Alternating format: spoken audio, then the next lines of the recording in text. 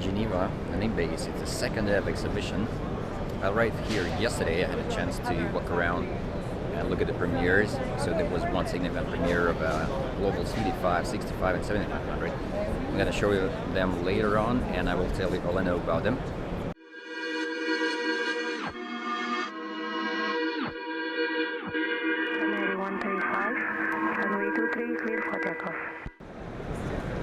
And this is the brand new Falcon 6X that was recently announced by the Dassault a few months ago. It was announced right after they had to cancel the Falcon 5X program in December 2017, despite the fact they started the flight test of the 5X in July 2017. The main reason to cancel the 5X was that the problem with the SNECMA engines, and the 6X is going to be the same airplane, but it's going to be powered by the Pratt & Whitney engines, the same engines that are installed right now on the Gulfstream 500 and 600 airplanes. The Dassault says that its airplane is going to have the biggest cabin in its own class. The height is going to be about 2 meters, I think it's 1.98, and the width of 2.5 meters. And it's going to be capable of flying to the distances up to 5,500 nautical miles. So it's going to be a competitor to the recently, a few days ago, announced Global 5500 and the Gulfstream 500. So right now, let's go to the main exhibition and let's look at the real airplanes. And this is a static exhibition at Ebace 2018. Major airplane manufacturers, they present their airplanes here, starting from the small Pipers all the way up to the huge Falcons, Globals, and Gulfstreams. And right now I'm heading to the Dassault Aviation parking. Actually, I'm over here right now. There is the Falcon 2000 LX, 900 LX, and Falcon 8X. And this is the Falcon 8X, the biggest from the Falcon airplanes. It's a further development of the Falcon 7X airplane. It's capable of flying up to 6,500 nautical miles, and it's a direct competitor to the Gulfstream 600 that is still under certification process. Gulfstream 600 is able to fly up to 6,500 nautical miles, and it's a competitor to the recently announced Global 6500 that's capable of flying up to 6,600 nautical miles. It has a bigger cabin than the Falcon 7X, has a bigger crew rest area and a bigger kitchen, so the crew will not interfere with the passengers. The cabin height is 1.88 and the width of 2.34, so it's pretty spacious. Well, basically they're all spacious, and and the thing is that they all say that every airplane has the biggest cabin in its own class, and it flies further than any airplane in its own class, but basically, like, there are not that much classes. So, any case. And despite the fact that the Falcon 8X has the 3 engines, it burns almost 30% less fuel than any other airplanes in this class.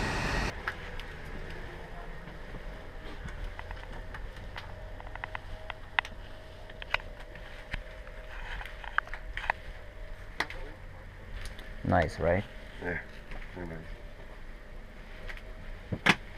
It's one of the best flying airplanes I've flown with the fly-by-wire. Really? It's exceptional. Why did you choose it? Not the Gulfstream, not Global. We were Falcons before. We had the 900 before, so it was a good transition. But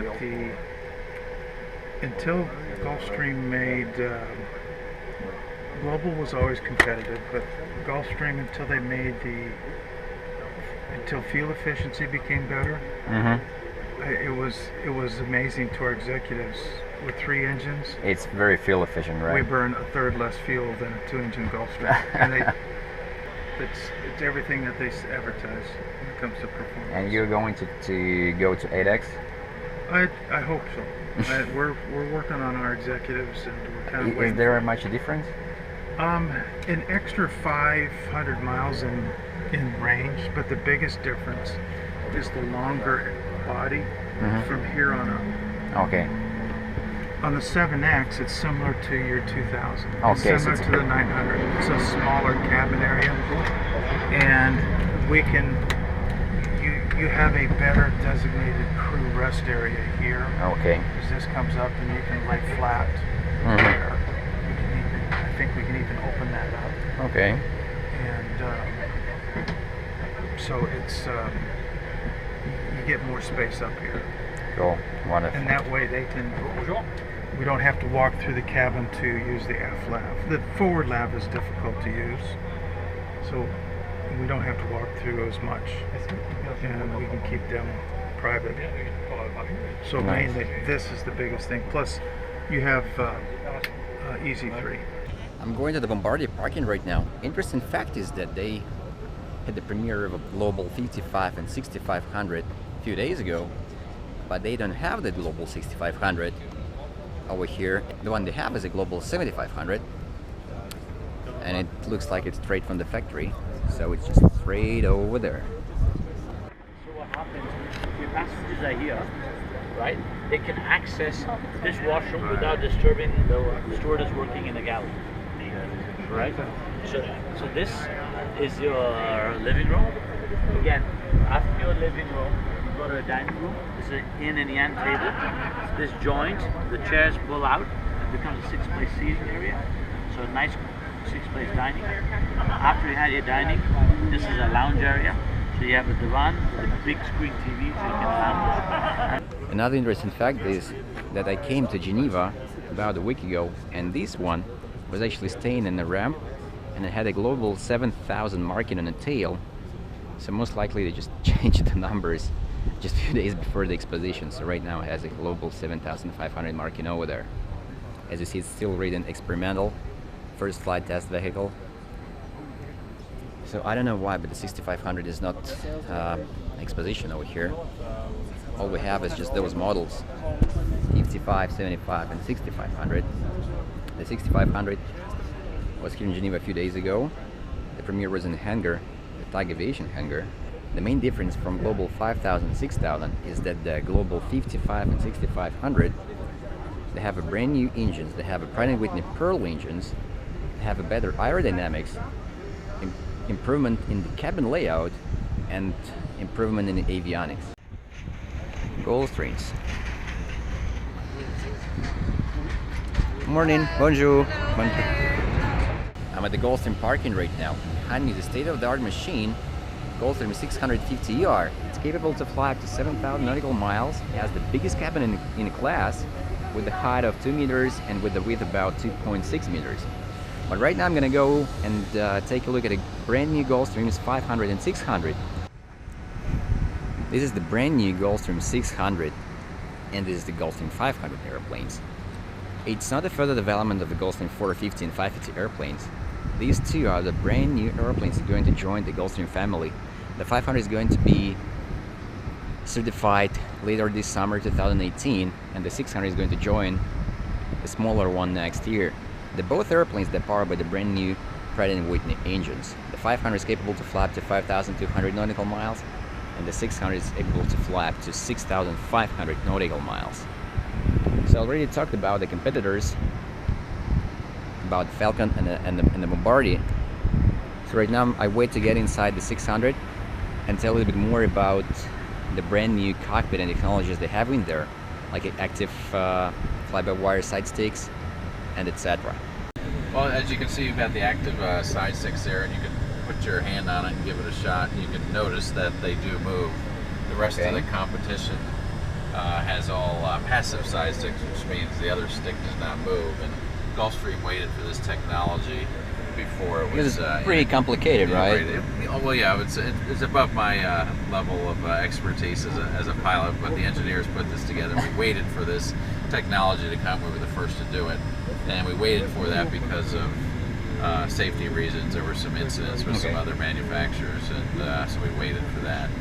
The best part of the side stick, which I like, is that you're able to now cross your legs, which you're doing right now in the cockpit, and you have a tray in the middle that you can pull out and eat your food and plotting charts and other paperwork. It's about the comfort. It's all about comfort, because when you think about it, most people put the autopilot on shortly after takeoff and turn it off shortly before landing. So why have the yoke and all that heavy arrangement there? It also saves a lot of weight. You don't have rigging issues with making sure that the yoke is level, that type of thing. So one of the other big things you'll see is the touchscreen controllers over there. We have 5 of them. Oh, everything is touchscreen, right? Yep, Even overhead panel. Yep. So we have 5 touchscreen controllers, and they replace the FMS MCDU arrangement that you see in all kinds of other airplanes, and we're the first to do that. So it's a different way of doing business, and when you think about it, the FMS MCDU never made sense. It was just a random selection of buttons that you learn by rote memory, but and it works. But in reality, this here makes much more sense. There's a lot more logic to it.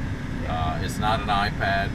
It does require some pressure, about 100 grams or 3 ounces of pressure. Also, all these one of the big questions we always get is about turbulence. All of these have a handhold, Right. whether it's the top overhead panel touch screens or even the lower ones as well. Now for our display units, display unit 1, 2, 3, and 4, we have our cursor control device, which is kind of like a mouse, if you will, and you're able to activate different selections on the display unit. But the beauty of this airplane is a lot more automation compared to other Gulfstreams. You know, when you turn, say, the APU master on, before you'd have to put on the left boost pump. A nav light, that's automatic. Once the APU comes online, the inertials come on automatically. 21st and a half century, right? So Yeah. it's further step. When you start the engine, you just put it to run down here, hit one start switch in the overhead, the beacon, all the fuel pumps come on automatically. The beacon light comes automatically. Even the beacon. Yeah. So Okay. there's just a lot more automation. Okay. Previous generation Gulfstreams took about 18, 19 minutes from a black cockpit to up and running. This airplane, we reduced it down to about 11 minutes. Okay. Even first flight items, we used to have a lot of tests. We're down to 3 tests, and that's it. Great. I hope the next Gulfstreams will still require 2 pilots, not only 1, because Yeah, I'm sure it'll be 2 for quite a while. My guess is that the ones that'll have 1 pilot, maybe a cruise pilot, you know, from on the ground, might be a cargo carrier or something. But Could be. I'm not thrilled about that idea. just another question: is it like a further bigger development of a 450 and 550 airplanes, or it's like a completely brand new design by aerodynamics and of course the cockpit It's a is completely new clean sheet airplane. Okay, Yeah. completely new. Yeah. Thank you very much for a brief tour. Oh, my pleasure. Thank you. Have a good Thank day. you. So this is Ebace 2018. I hope it wasn't boring and too long. I hope you liked it. And let's meet again next year.